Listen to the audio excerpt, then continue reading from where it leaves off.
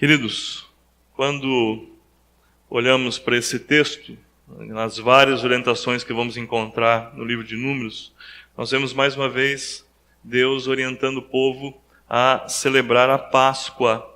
Páscoa, que significa passagem, fazendo uma lembrança ou uma menção daquilo que aconteceu, ou do livramento que o povo de Israel teve quando Deus os libertou com mão poderosa, fazendo com que a morte atingisse todos os primogênitos, pessoas e animais, das casas que não estavam protegidas ou identificadas com o sacrifício do Cordeiro. E os irmãos se lembram que a Páscoa, ela tinha algumas orientações e todas elas, como tudo no Antigo Testamento, extremamente didáticas.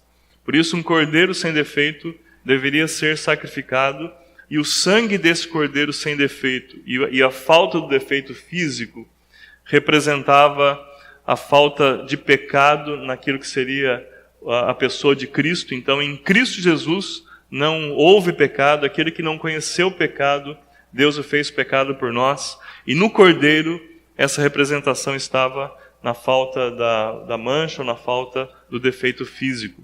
Esse cordeiro, então, perfeito fisicamente, deveria ser sacrificado e o seu sangue deveria ser passado nos umbrais da porta, nos batentes da porta. E naquela ocasião, quando a morte atingiu todo o Egito, aqueles que estavam debaixo da proteção do sangue daquele cordeiro não experimentaram a morte. E a partir daí, isso se torna um memorial para que o povo vá sendo instruído até que pudessem ouvir finalmente, como disse João Batista: eis o Cordeiro de Deus que tira o pecado do mundo. E nesse sentido, Jesus pudesse ser identificado com todos aqueles elementos simbólicos que a Páscoa representava. Por isso, relendo os primeiros versículos do capítulo 9, o Senhor falou com Moisés no deserto de Sinai, no primeiro mês do segundo ano, depois que o povo saiu do Egito, e disse: os israelitas devem celebrar a Páscoa na ocasião própria. Celebrem-na no tempo determinado, ao pôr do sol do 14º dia desse mês, de acordo com todas as suas leis e ordenanças. Então Moisés ordenou aos israelitas que celebrassem a Páscoa. Eles a celebraram no deserto do Sinai, ao pôr do sol do 14º dia do primeiro mês. Os israelitas fizeram tudo conforme o Senhor tinha ordenado a Moisés. Verso 6. Mas alguns deles não puderam celebrar a Páscoa naquele dia, porque se haviam tornado impuros por terem tocado num cadáver. Por isso procuraram Moisés e Arão naquele mesmo dia e disseram a Moisés: nós nos tornamos impuros por termos tocado num cadáver. Mas por que deveríamos ser impedidos de apresentar a nossa oferta ao Senhor na ocasião própria, como os demais israelitas? Moisés respondeu-lhes: esperem até que eu saiba o que o Senhor ordena a respeito de vocês. Então o Senhor disse a Moisés. Antes de ouvirmos a resposta de Deus a Moisés, vamos observar que algumas pessoas, do ponto de vista ritual, não podiam celebrar a ceia por estarem imundas ou contaminadas ritualmente. E eles queriam ainda assim apresentar a oferta ao Senhor, mesmo que soubesse que estariam impedidos de celebrar a Páscoa. E aí eles tomam uma atitude muito interessante, que é de procurarem Moisés para saber a resposta. E Moisés, por sua vez, faz aquilo que todo líder deveria fazer: foi consultar a Deus. Coisas que, infelizmente, nem sempre acontecem entre nós. Nem sempre tomamos conselho quando temos alguma dúvida a respeito do que fazer, quando e por que fazer ou não fazer. Não nos beneficiamos dos conselhos de pessoas que podem nos abençoar nessa direção, e nem procuramos pessoas que sabemos que não vão aconselhar segundo o seu próprio coração, segundo a sua própria vontade, mas vão procurar saber qual seja a orientação de Deus. Moisés poderia simplesmente dizer para eles: tudo bem, vocês estão contaminados, então não entrega a oferta. E poderia inclusive dizer que essa era a vontade de Deus, porque assim ele identificou que seria feito. Mas, no entanto, Moisés toma outra atitude, e ele vai apresentar diante de Deus a sua questão, a sua dúvida, e aí nós vamos ver a resposta a partir do verso 10. Verso 9 diz: então o Senhor disse a Moisés, verso 10, diga o seguinte aos israelitas: quando algum de vocês ou dos seus descendentes se tornar impuro por tocar algum cadáver, ou estiver distante por motivo de viagem, ainda assim poderá celebrar a Páscoa do Senhor. Deverão celebrá-la no 14º dia do 2º mês ao pôr do sol. Comerão cordeiro com pães sem fermento e com ervas amargas. Não deixarão sobrar nada até o amanhecer, e não quebrarão nenhum osso do cordeiro. Quando a celebrarem, obedeçam todas as leis da Páscoa. Se, porém, um homem estiver puro e não estiver distante por motivo de viagem, e ainda assim não celebrar a Páscoa, ele será eliminado do meio do seu povo, porque não apresentou a oferta do Senhor na ocasião própria. Ele sofrerá as consequências do seu pecado. Verso 14. Um estrangeiro, residente entre vocês, que queira celebrar a Páscoa do Senhor, deverá fazê-lo de acordo com as leis e ordenanças da Páscoa. Vocês terão as mesmas leis para o estrangeiro e para o natural da terra. Então, observe que Deus, ao invés de dizer, olha, quem está contaminado ritualmente não deve celebrar a Páscoa, mas deve trazer oferta. Deus disse justamente algo diferente. Ele disse, mesmo que esteja contaminado, deve celebrar a Páscoa. Porque a Páscoa é algo extremamente importante e deve ser relembrado a fim de que isso seja introjetado no coração. No entanto, aquele que não estiver impuro, que estiver em condições rituais de celebrar a Páscoa, que não estiver viajando e ainda assim não celebrar, esse sim deve ser eliminado. Que orientação interessante que Deus dá ao povo de Israel. Ele queria que o povo entendesse que a Páscoa era uma celebração de um livramento que tiveram. Naquela ocasião, quando o povo celebrou a Páscoa pela primeira vez, eles seguiram todas as orientações e o fizeram justamente porque Deus havia dito que se não fizessem, experimentariam a morte. Se nós pararmos para pensar em que tipo de motivações aquelas pessoas tinham, nós iríamos identificar motivações desde uma alegria na esperança da vitória e do livramento, como um profundo medo do que pudesse lhes acontecer. De qualquer forma, seja qual fosse, ou fosse qual fosse a motivação, eles deveriam obedecer para que não fossem atingidos pela morte. Agora, a morte não mais ameaçava. Por que celebrar a Páscoa? A celebração da Páscoa era justamente como memorial da vida. Por isso, no memorial da vida, não existe ritualismo que possa se opor àquilo que devemos fazer a Deus. E não há ritualismo que possa justificar a nossa ação para com Deus também. Por isso, servir a Deus não é um exercício de rituais. Não é uma repetição de atitudes ou de atos.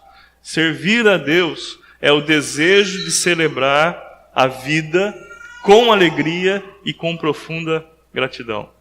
Por isso que Deus está aqui fazendo daquelas pessoas que se viam excluídas por causa do ritualismo, Ele está fazendo dessas pessoas que estão perfeitamente incluídas na celebração da vida.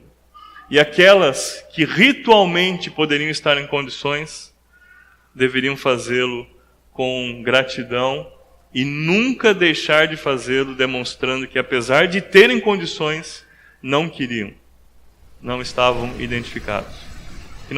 O que nós podemos aprender, entre muitas lições aqui, é que servir a Deus e honrá-lo de coração é o que faz verdadeira diferença nas nossas vidas. E aí, o Senhor aceita a oferta daqueles que celebram consigo a vida, o livramento. E é uma coisa interessante, porque tudo isso que está acontecendo nesse contexto de Números lembra muito a nossa própria experiência com Deus. quando fomos para Deus no primeiro momento, estávamos completamente submersos no pecado. Estávamos longe de Deus. E nós fomos aceitos por um único ato de Cristo Jesus na cruz por nós. Deus não olhou, não nos mediu pelo que éramos ou pelo quanto estávamos envolvidos no pecado. Deus nos acolheu por causa da pessoa de Cristo. E a pergunta é, a partir daí, por que não voluntariamente serviríamos a Deus?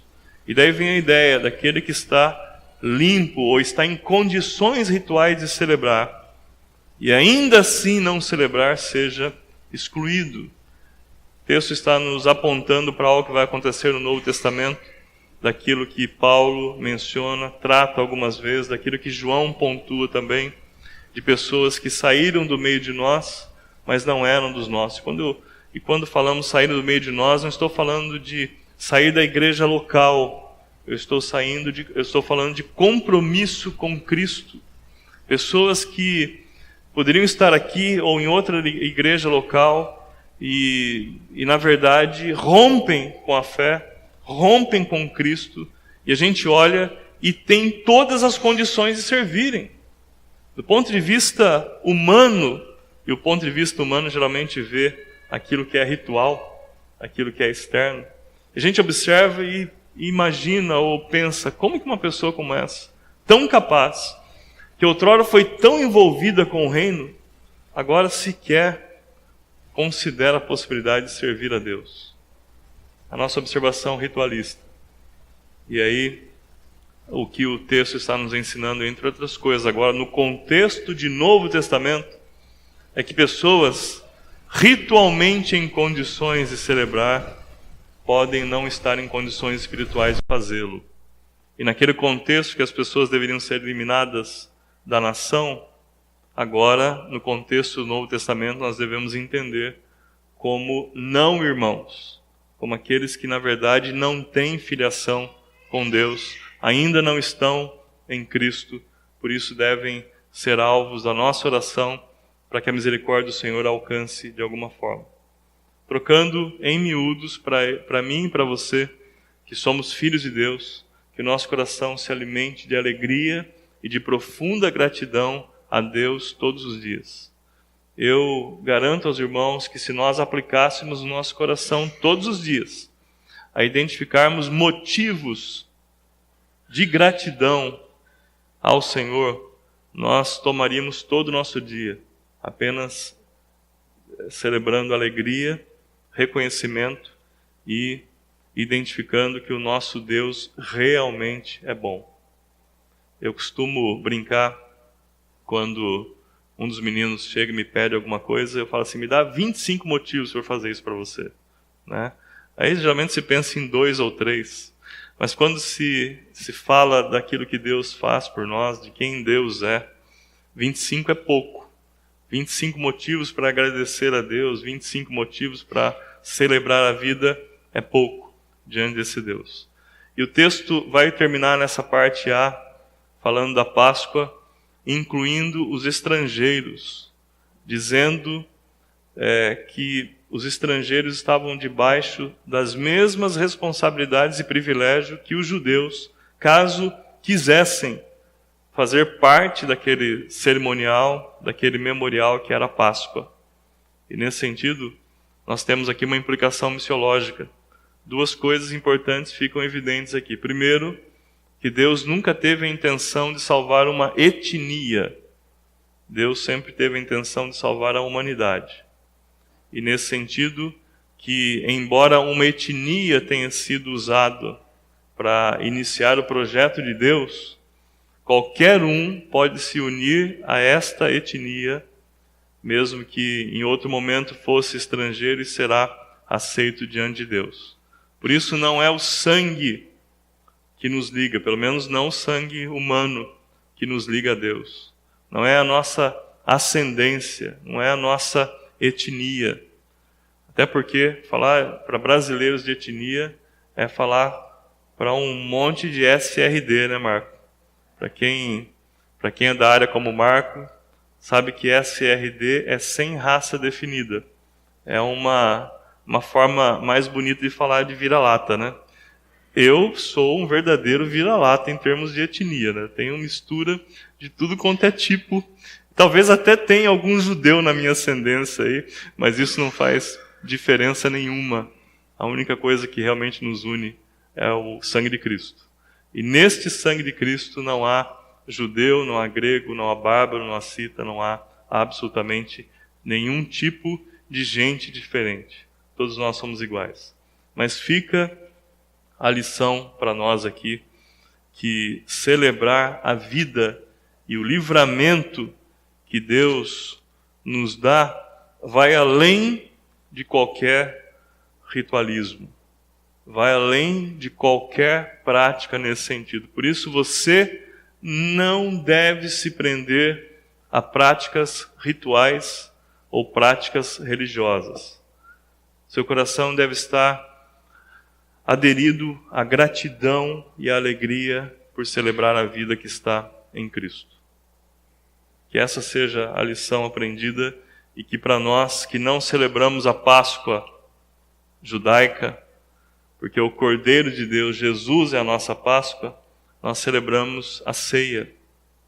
E é importante aproveitar esse momento que não me lembro agora quem foi que mencionou outro dia, achei engraçado a expressão, falou assim, eu não acredito em coincidência, eu acredito em cristocidência, acho que não foi aqui, eu ouvi em algum outro lugar, mas é mais ou menos por aí, não existe coincidência, o que nós temos é a providência de Deus.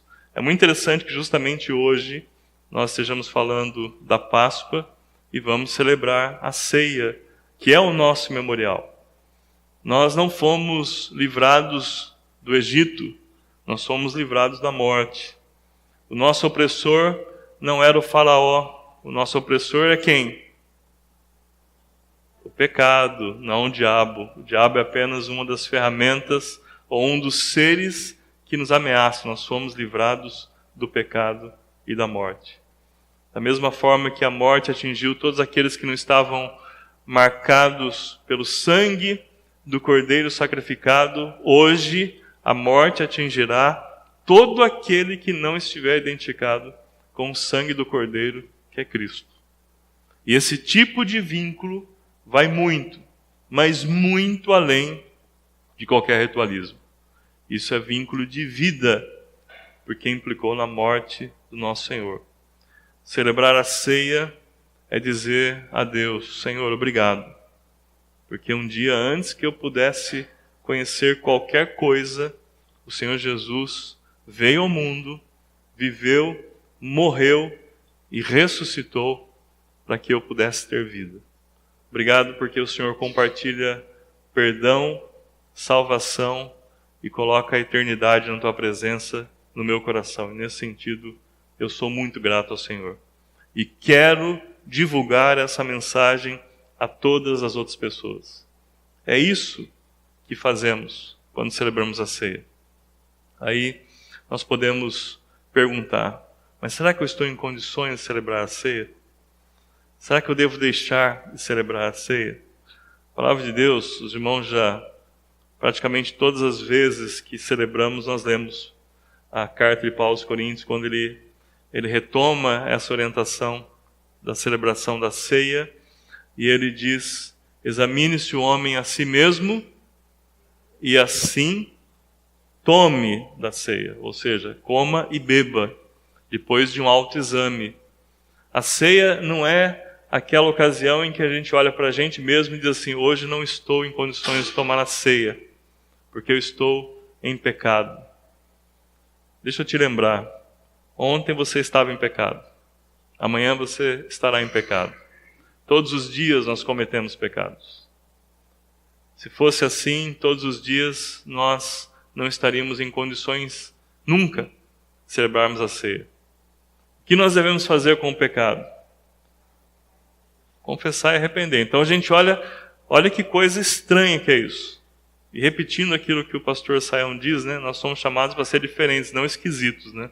Mas é esquisito você chegar no templo e ver a mesa da ceia pronta e dizer, não estou em condições de celebrar a ceia. Isso é esquisito. Por quê? Por que você não está em condições de celebrar a ceia? Como que você viveu até essa semana?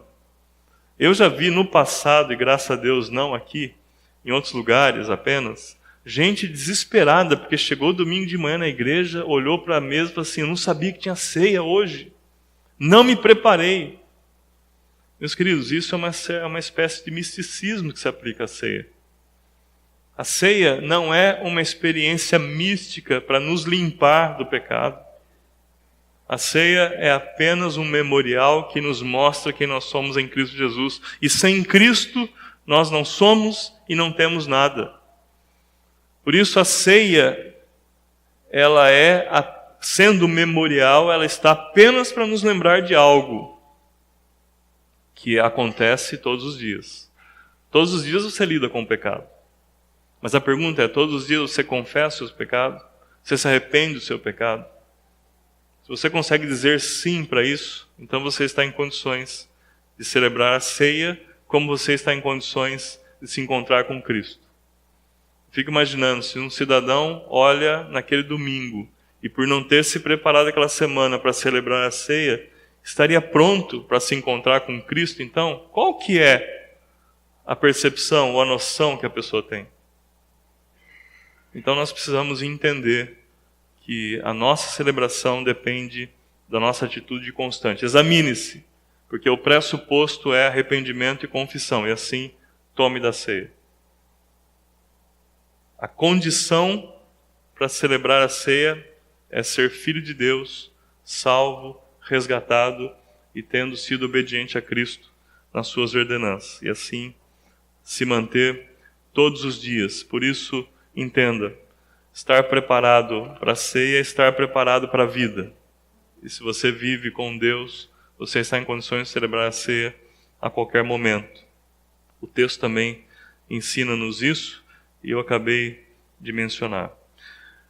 Então, que todos que estão em condições, tendo passado pelas ordenanças de Cristo, conversão e batismo, estão aptos para celebrar a ceia. Se há algum pecado no seu coração, como provavelmente há, e você consegue identificar aquilo que a palavra de Deus diz: arrependa-se, converta-se desse mau caminho, para que venha o tempo de refrigério pela presença de Deus. Como é gostoso ser perdoado por Deus, não é? Como é tremendo ser perdoado por Deus. Então, se arrependa, confesse e esteja em condições. Amém, queridos?